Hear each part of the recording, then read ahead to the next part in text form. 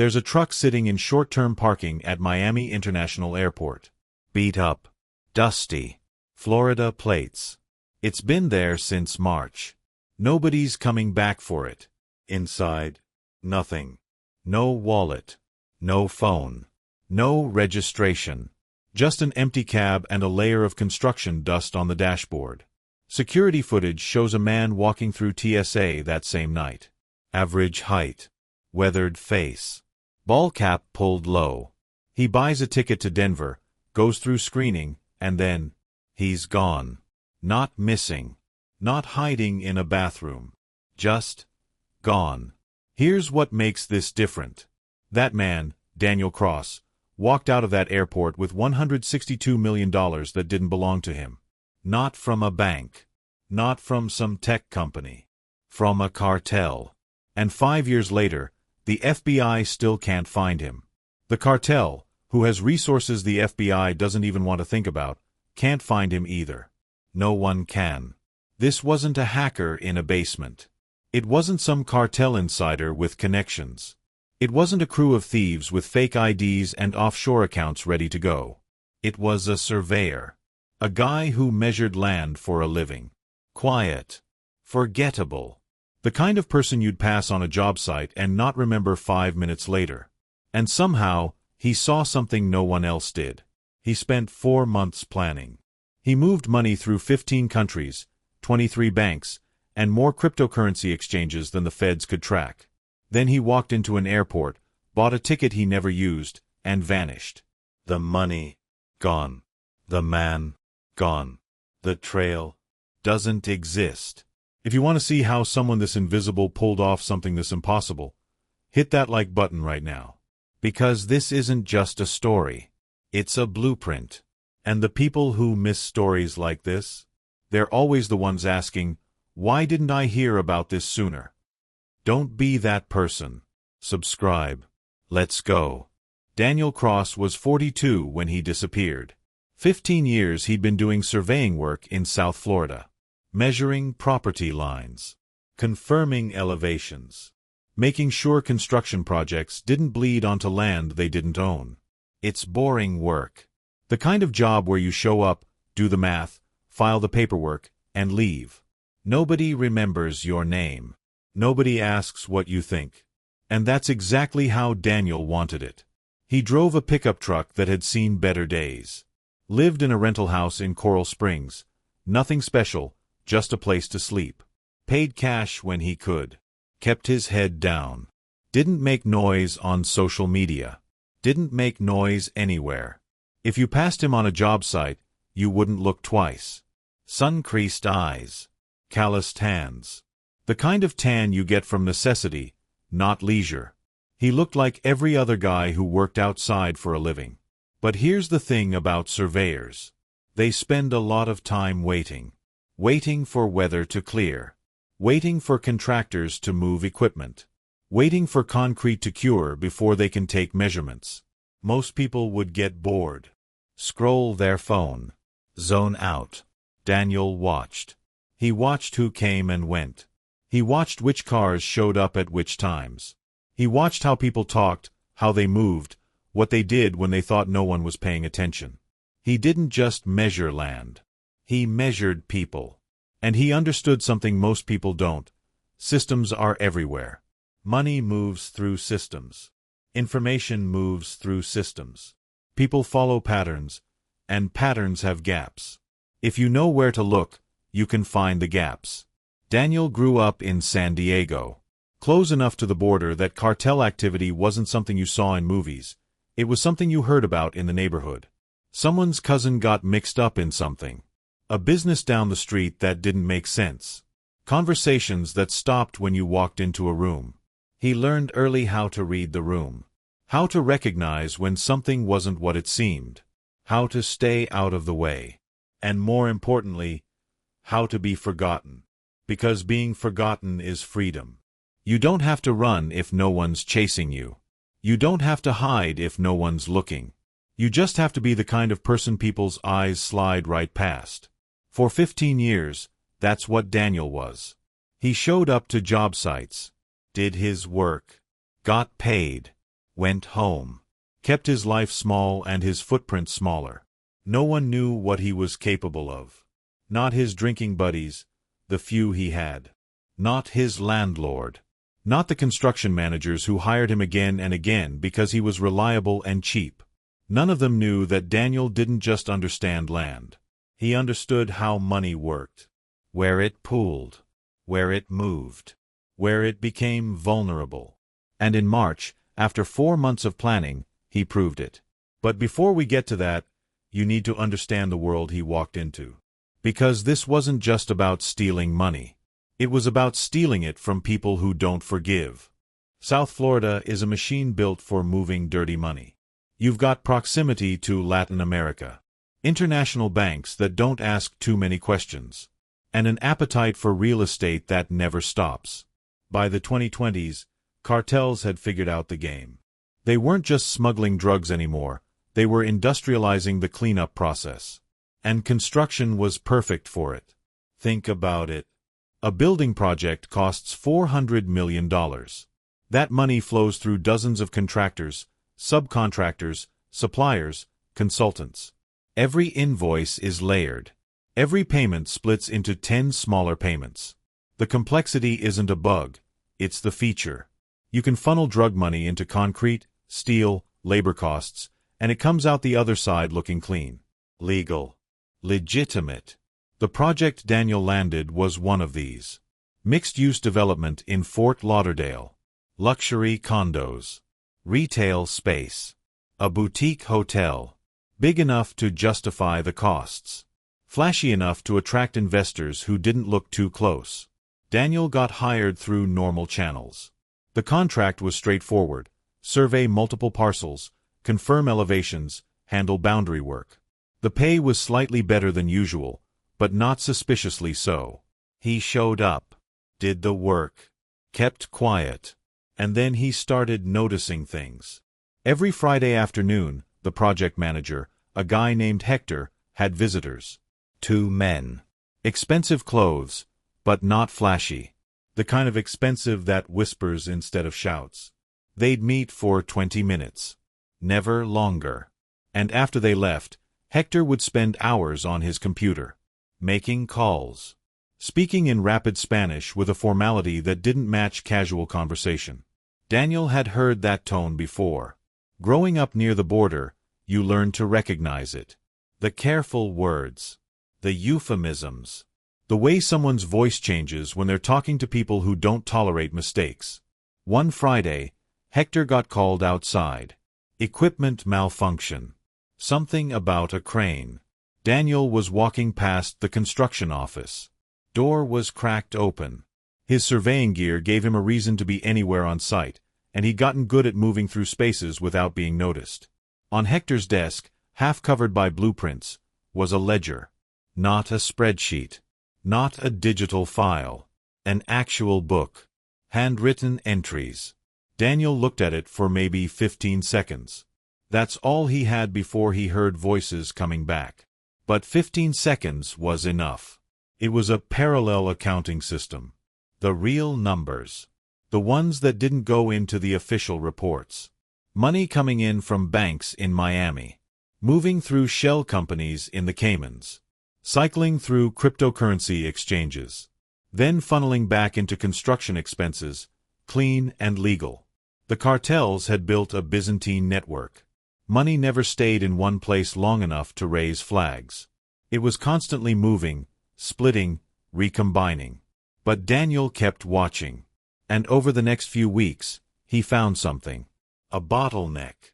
Every 2 weeks, a large sum, 5 to 8 million, had to aggregate in a single account before getting dispersed to vendors. For about 48 hours, that money sat still. Accessible. Vulnerable. If this sounds too quiet to be dangerous, that's exactly how Daniel saw it, too. And if you're the kind of person who just watches without subscribing, ask yourself, why are you okay being unaware when someone like Daniel used silence to steal $162 million? Subscribe now. Because stories like this aren't just entertainment. They're warnings. And the silent ones? They're always the first to disappear. Surveyors spend most of their time doing nothing. You set up equipment. Take readings. Then you wait. Wait for the weather. Wait for a truck to move. Wait for someone to finish pouring concrete so you can confirm the grade. Most people hate the waiting. They get restless. Bored. Daniel used it. He'd position himself where he could see the construction office. Not obvious. Just there. Leaning against his truck. Checking his equipment. Looking like he was killing time. And he watched. Hector, the project manager, had a rhythm. Mondays were chaos. Contractors yelling, suppliers late, everything behind schedule. By Wednesday, things smoothed out. Fridays were different. Every Friday around 3, those two men showed up. Same car. Same clothes. Same 20-minute meeting. And after they left, Hector changed. He'd close the office door. Spend hours on the computer. Make calls in Spanish, but not the casual kind. The formal kind. The kind where every word is chosen carefully because the person on the other end doesn't tolerate sloppiness. Daniel had grown up hearing that tone. Near the border, you learn what cartel communication sounds like. It's polite, precise, and it carries weight. One Friday in late fall, something broke on site. A crane. Hydraulic failure. Hector got called outside to deal with it. Contractors were pissed, schedules were slipping, and someone needed to make a decision. Daniel was nearby, carrying his GPS unit, looking like he belonged. The office door was open. Just a crack. He walked past it, glanced inside. On Hector's desk, half buried under blueprints, was a book. Not a laptop. Not a tablet. A physical ledger with handwritten entries. Daniel stopped. Looked around. No one was watching. He stepped inside. 15 seconds. That's all he had. But 15 seconds was enough. The ledger wasn't tracking official expenses. It was tracking the real flow. Money coming in from Miami. Shell companies in the Cayman Islands. Transfers to crypto exchanges. Then back into the project as clean construction costs. He heard voices outside. Hector's voice, getting closer. Daniel stepped back out. Kept walking. Come. Like nothing happened. But everything had changed. Over the next few weeks, Daniel started mapping it in his head. He didn't take notes. Didn't leave a trail. Just watched. Remembered. Connected the dots. The cartel system was smart. Money never stayed still. It moved constantly, splitting, recombining, passing through jurisdictions faster than regulators could track. But systems always have weak points. And Daniel found it. Every 2 weeks, before money got dispersed to vendors, it had to aggregate. All those smaller streams flowing into one account. Just for a window, 48 hours, maybe less, before it got split again and sent out. During that window, $5 to $8 million sat in one place. Accessible. Most people wouldn't even notice. And if they did, they wouldn't know what to do with it. But Daniel wasn't most people. He understood systems. He understood patience. And he understood that the cartel's strength, their complexity, was also their vulnerability. Because complexity requires coordination. And coordination requires trust. And trust always has a gap. Daniel had found the gap. He didn't tell anyone. Didn't celebrate. Didn't even change his routine. He just kept showing up. Kept doing his work. Kept watching. And in his head, he started planning. Not impulsively. Not recklessly. Methodically. The way a surveyor measures land. Slowly. Carefully. Making sure every angle is right before you commit. Because if you're going to steal from a cartel, you don't get a second chance. You get it right the first time. Or you disappear for a very different reason. What would you do if you found a $162 million vulnerability? Drop a comment below, but before you answer, hit subscribe. People who don't are usually the ones who say, I meant to, I just forgot, right before they realize they missed the part that changes everything. Don't be in that group. Hit it. Daniel didn't rush. 4 months. That's how long he gave himself.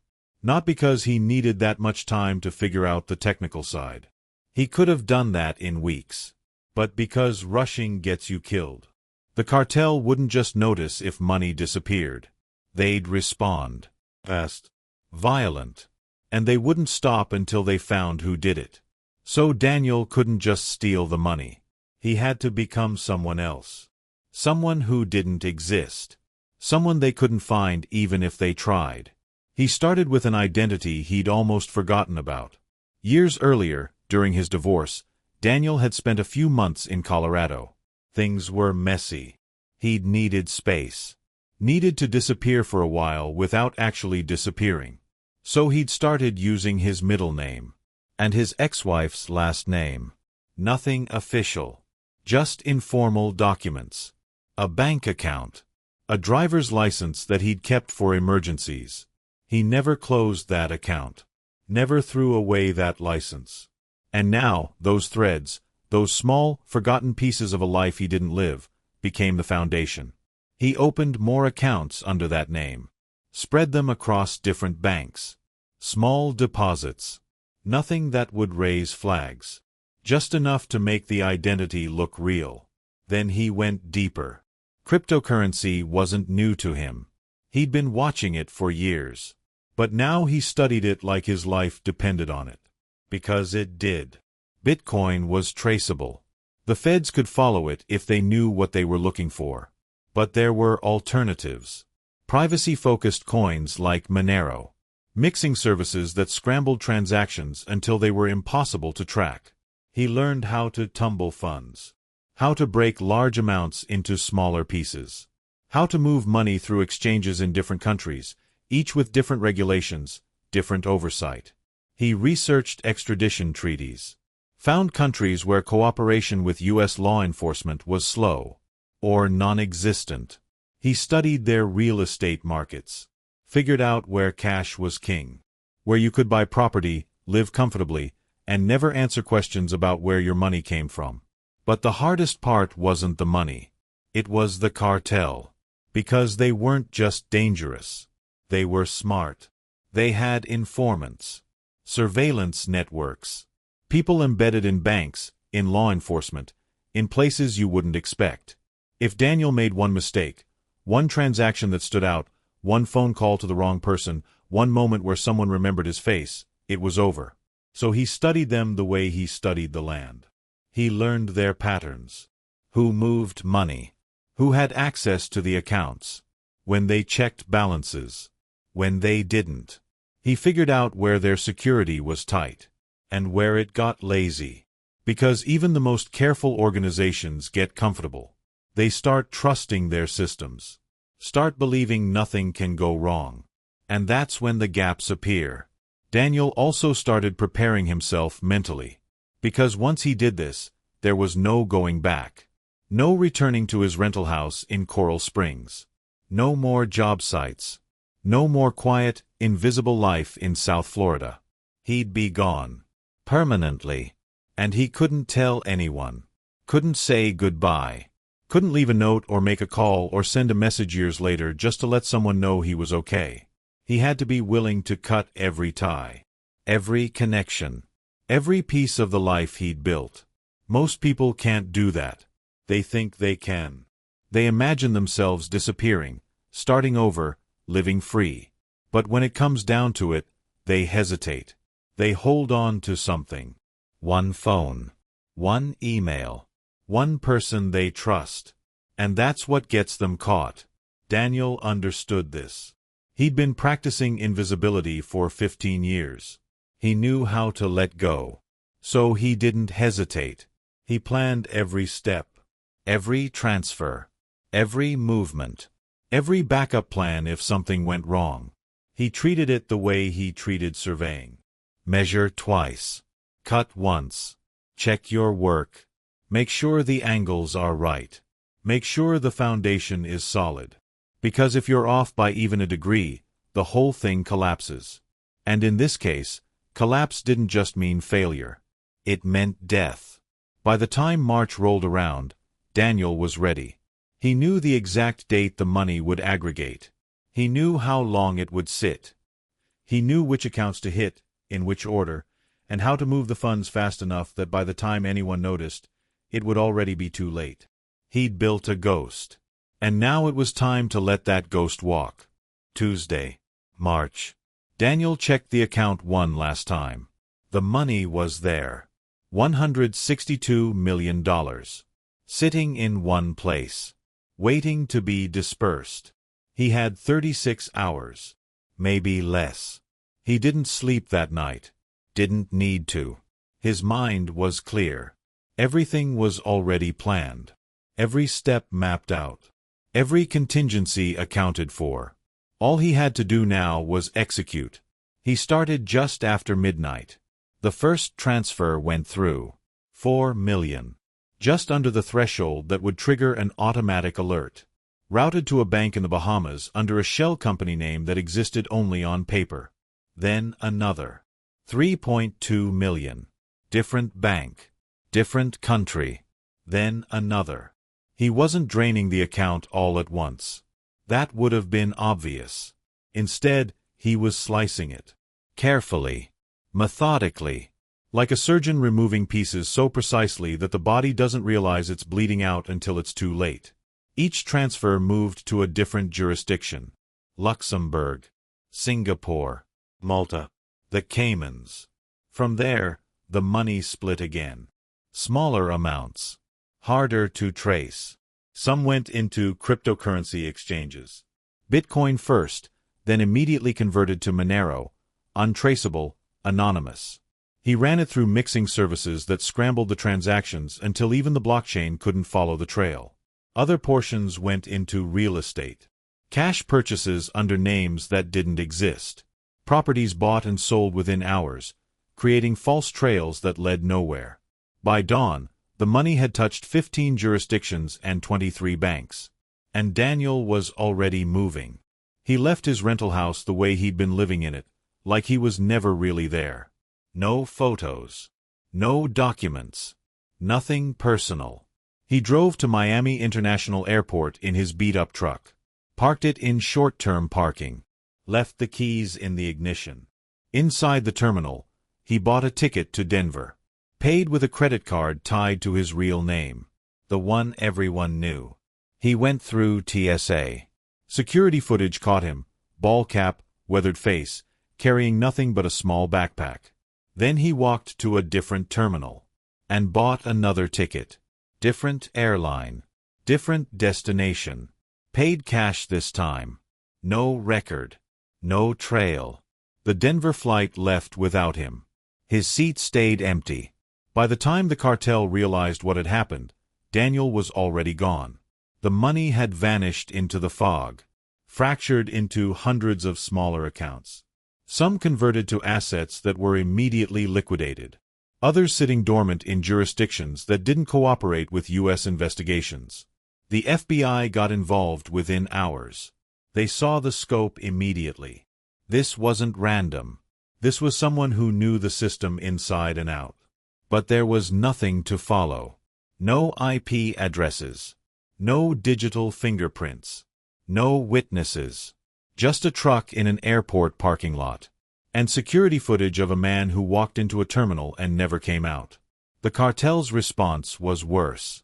They had resources the FBI didn't. Informants. Surveillance networks. People who could make other people talk. But even they found nothing. Daniel had accounted for them. He'd studied their methods. Knew where they'd look. Knew what mistakes people usually made. And he didn't make them. He was a ghost. Not because he was lucky. Because he was patient. Right now, hundreds of thousands are watching this and hitting subscribe because they don't want to be the only one left wondering how this ended. If you're still hesitating, go ahead.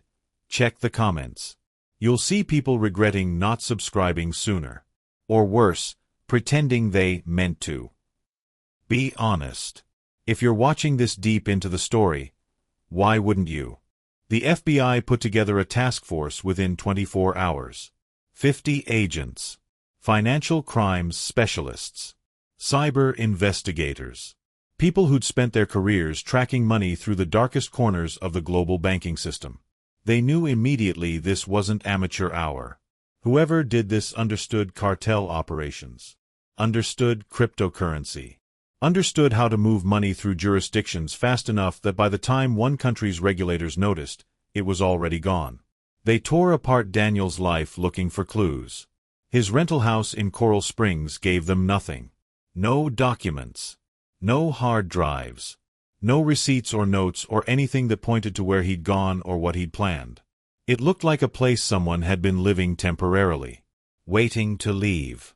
They pulled his bank records, his phone records, his email. All clean. No suspicious activity. No large purchases. No communication with anyone outside his normal circle of construction managers and contractors. It was like he'd been living two lives, and only one of them left a trace. The other one, the one that mattered, had never existed on paper. The cartel's response was uglier. They didn't operate through official channels. They operated through fear. Informants got pressured. People who'd worked on the Fort Lauderdale project got questioned, some more aggressively than others. Bank employees in Miami suddenly found themselves being watched, followed. The cartel had resources the FBI couldn't touch. Money that didn't get reported. Connections that didn't show up in databases. But even they came up empty. Because Daniel hadn't told anyone. Hadn't worked with anyone. Hadn't left a single thread they could pull. He'd done it alone. And that made him impossible to crack. There was no partner to flip. No accomplice to betray him. No digital conversation that could be traced back. Just one man who understood systems better than the people who built them. Months passed. Then years. Every now and then, something would surface. A photo from Portugal. Blurry. Taken at a distance. A man walking through a market in Lisbon who might have been Daniel. Or might have been someone else. A real estate transaction in Uruguay. Cash purchase. No name attached. But the timing was suspicious. The amount fit. A cryptocurrency wallet that moved funds in a pattern that looked familiar. But by the time investigators got close, the trail went cold. None of it led anywhere. Because Daniel had planned for this. He'd known the FBI would look. He'd known the cartel would hunt. He'd known both would throw everything they had at finding him. And he'd built his escape around that knowledge. 5 years later, the case is still open. Daniel Cross is still missing. The money, $162 million, has never been recovered. Occasionally, someone claims to have seen him. A traveler in Southeast Asia. A quiet guy living in a small town in Eastern Europe. A face in the background of a photo from South America. But nothing's ever confirmed. The FBI updates the file when new tips come in. The cartel still has people looking. But no one really expects to find him anymore. Because Daniel Cross didn't just steal money and run. He disappeared. Completely. And in a world where everyone leaves a trace, where your phone tracks your location, your purchases leave records, your face gets caught on 1,000 cameras a day, that's almost impossible. Unless you've spent 15 years practicing how to be invisible. Daniel Cross understood something most people don't. Systems have seams. Doesn't matter how tight they look. Doesn't matter how many layers of security or oversight or complexity you add. If you're patient enough, if you watch long enough, you'll find the gap. He spent 15 years being invisible. Not because he was hiding. Because he understood that the person no one notices is the person no one suspects. And when the moment came, he didn't rush. Didn't panic. Didn't get greedy. He took exactly what he planned to take. And he left exactly the way he'd rehearsed. But here's the question no one talks about. Is he free? He's got $162 million. That's generational wealth. Life-changing money. But he can never use his real name again. Can never go back to the U.S. Can never reach out to anyone from his old life. He's living in a country where no one knows him. Maybe comfortable. Maybe paranoid. always looking over his shoulder. Always wondering if today's the day someone recognizes his face. You can't spend money if you're constantly running. And you can't enjoy freedom if you're always afraid it's about to end. So maybe he won't. Maybe he's still out there, quiet, careful, invisible, just like he always was. Or maybe he already made a mistake. Maybe someone's already closing in, and we just don't know it yet. The FBI's still looking. The cartel's still looking. And Daniel, he's still gone. The real lesson here isn't about stealing money. It's about seeing what everyone else misses. Daniel walked onto that construction site the same way he walked onto 100 others. Unremarkable. Forgettable. But he was watching, measuring, calculating, and no one saw him coming. That's the part that should scare you. Not that he stole the money. That he was right there the whole time. And nobody noticed. Daniel Cross is still out there. The FBI still has an open case. And stories like this don't surface every day. If you've made it this far without hitting subscribe, just pause. Why? Genuinely, why? Go to the comments and let us know. Because whether you subscribe or not, you're already part of this story. The only question is, are you watching from the outside, or are you in the room when the next one drops?